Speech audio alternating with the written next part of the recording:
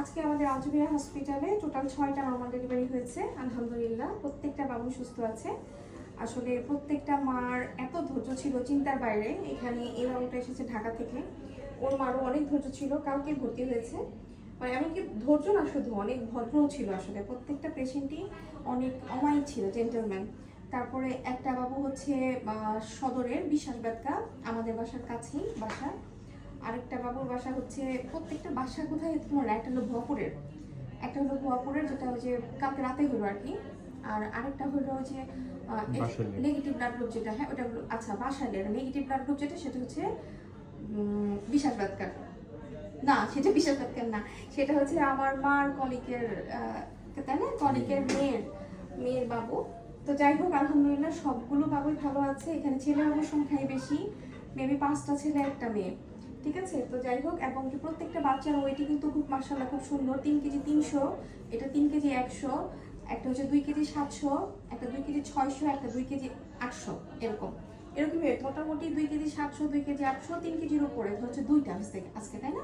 3 KG 300 হচ্ছে একটা, ওই যে 201 202 যেটা 3 কেজি 300, আর এটা 3 কেজি 100। তো যাই হোক প্রত্যেকটা বাবুর মার এত ধৈর্য ছিল অনেকদিন পর, মানে কোনো পেশেন্টই কোনো ঝামেলা করেনি। আলহামদুলিল্লাহ সুন্দর মতো প্রত্যেকটা বাবু হয়ে গেছে। কাজে ধৈর্য থাকলে আসলে নর্মাল ডেলিভারি হয়, ধৈর্য না থাকলে কখনো নর্মাল ডেলিভারি হয় না। আর আমি যেটা সবসময় বলি, আপনারা দয়া করে যখন ভর্তি হবেন আসবেন তখন একজনের বেশি মহিলা নিয়ে আসবেন না প্লিজ, কারণ এটা নিয়ে আমার সাথে প্রবলেম হয়। আমি আসলে রাগারাগি করতে চাই না, কিন্তু এই বিষয়টা রাগারাগি করি একটা কারণে, কারণ আমি কিন্তু অন্য কারণে কখনো রাগারাগি করি না।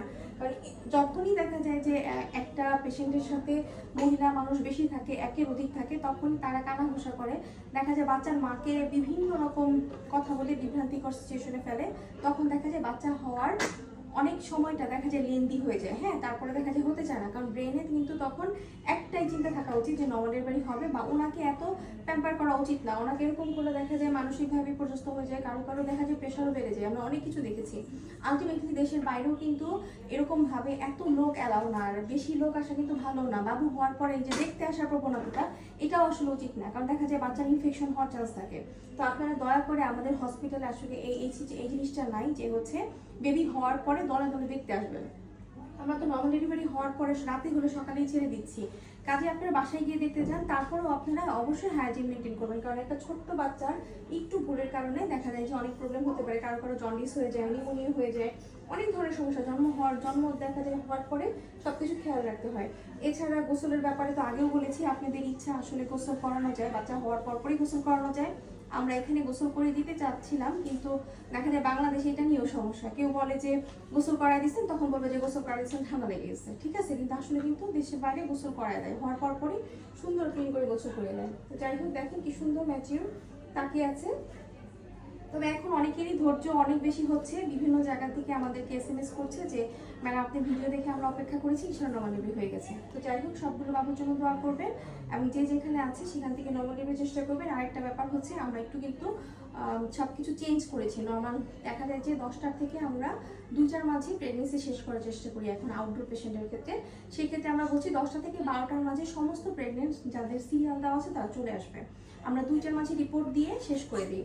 আর 4টা থেকে 5টার মাঝে হচ্ছে আগের দিনের ইনফার্টিলিটি যারা ছিল, যাদের বাবু হচ্ছে না, তাদের রিপোর্ট দেখে দিই, এবং 5টা থেকে দেখা শুরু করি যাদের বাবু হবে না, ঠিক আছে। সময়টা এইভাবে, আপনারা এইভাবে আসবেন। আর 5টার দিকে যাদের শুরু হবে তারা অবশ্যই আধা ঘন্টা আগে এখানে পৌঁছে যাবেন, কারণ সময় ভাগ ভাগ করে দেওয়ার কারণে, স্লট করে দেওয়ার কারণে কিন্তু পেশেন্টই সুবিধা হচ্ছে।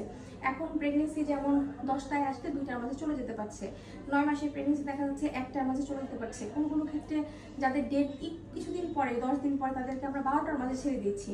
কাজে আপনাদের সুবিধার্থে আমাদের এরকম ভাগ ভাগ করা। আলটিমেটলি কিন্তু আমার সকাল 10টা থেকে রাতে 10টা পর্যন্ত পেশেন্ট দেখতে হচ্ছে, আমার কিন্তু কষ্ট ঠিকই হচ্ছে। আর আপনারা যদি এসে এখানে না বুঝেন তাহলেও একটু ঝামেলা হয়ে যেতেছে। আপনারা দয়া করে বোঝার চেষ্টা করবেন যে আমরা এখানে আসলে শুধু রোগী দেখি এমন না। এই যে এতগুলো নর্মাল ডেলিভারি হয়েছে, তার মানে প্রত্যেকটা নার্স, এখানকার প্রত্যেকটা টিম মেম্বার কিন্তু রাতে জেগেই ছিল। এখন পর্যন্ত মাত্র লাস্ট বেবি হলো কয়টায়, 8:30টার পরে সকাল, তাই না, 9টা কিছুক্ষণ আগে লাস্ট বেবি। টাইম এটাই তো লাস্ট হলো এটাই সর্বশেষ। last হলো। হ্যাঁ 9টার কিছুক্ষণ আগে, আবার 10টা থেকে আমার চেম্বার শুরু। কাজেই আপনাদেরকে বুঝতে হবে, মাঝখানে দেখা যায় ইমার্জেন্সি রোগী এসে যায়, আপনারা বুঝতে পারেন না, বলেন যে সিরিয়াল ব্রেক করেছে। একটা পানি ভাঙা পেশেন্ট যদি আসে, একজনের ব্যথা নিয়ে আসছে বা একজনের ব্লিডিং হচ্ছে, অবশ্যই সেটা ইমার্জেন্সি, সেটা কোনো সিরিয়ালের আওতায় পড়বে না। এগুলো জিনিস বুঝতে হবে। আর যারা পেশেন্টরা আসবেন তারা অবশ্যই হেল্পফুল মেন্টালিটি নিয়ে এখানে আসবেন, ঠিক আছে? যাই হোক, অনেক কথা বলে ফেললাম। সবাই ভালো থাকবেন, সুস্থ থাকবেন, আল্লাহ হাফেজ। আর বাবুগুলোর জন্য দোয়া করবেন, আমাদের আলজমিরা হসপিটালের সাথে থাকবেন। আল্লাহ হাফেজ, আসসালামু আলাইকুম।